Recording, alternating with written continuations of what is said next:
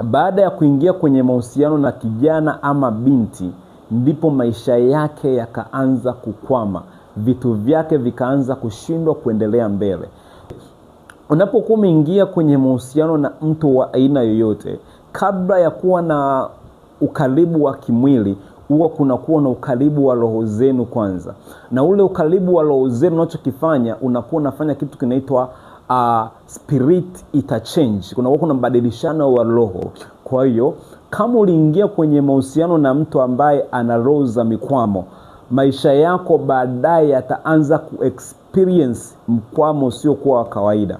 Uliingia na mtu ana roho za kukataliwa, maisha yako baadaye yataanza kuwa na kukataliwa kusio kwa kawaida. Watu wengi walikuwa wanafanya biashara zao vizuri, zinaenda vizuri, maisha yao yanaenda vizuri, lakini mambo yalianza kubadilika tu baada kuingia kwenye mahusiano na aina fulani ya watu.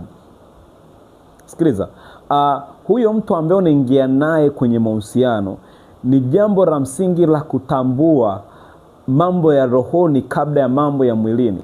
Unaweza kuwa unazingatia sana mambo ya mwilini, factors za kimwili sana, lakini kuna mambo mengine yamejificha yapo rohoni. Kuna watu mnaingia nao kwenye mahusiano, kabla kuingia kwenye mahusiano na wewe, wameingia kwenye mahusiano na watu wengi sana, ama sio watu wengi. Inawezekana ameingia kwenye mahusiano na mtu huyu mmoja, lakini huyo mtu alikuwa na roho nyingi, hivyo akapewa roho nyingi huyo binti ama huyo kijana. Na wewe unapokuja umeingia naye kwenye mahusiano, zile roho pia zinakuwa zikishambuliana na wewe. Vitu vinaanza kutokwenda sawa.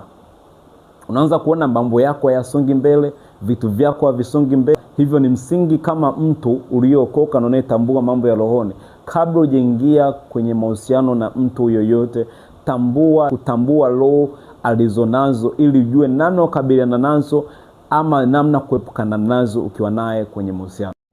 Baada ya kuingia kwenye mahusiano na kijana ama binti, ndipo maisha yake yakaanza kukwama, vitu vyake vikaanza kushindwa kuendelea mbele. Unapokuwa umeingia kwenye mahusiano na mtu wa aina yoyote, kabla ya kuwa na ukaribu wa kimwili, huwa kunakuwa na ukaribu wa roho zenu kwanza. Na ule ukaribu wa roho zenu unachokifanya, unakuwa unafanya kitu kinaitwa spirit interchange. Kuna mbadilishano wa roho. Kwa hiyo kama uliingia kwenye mahusiano na mtu ambaye ana roho za mikwamo, maisha yako baadaye yataanza kuexperience mkwamo sio kwa kawaida. Uliingia na mtu ana roho za kukataliwa, maisha yako baadaye yataanza kuwa na kukataliwa kusio kwa kawaida.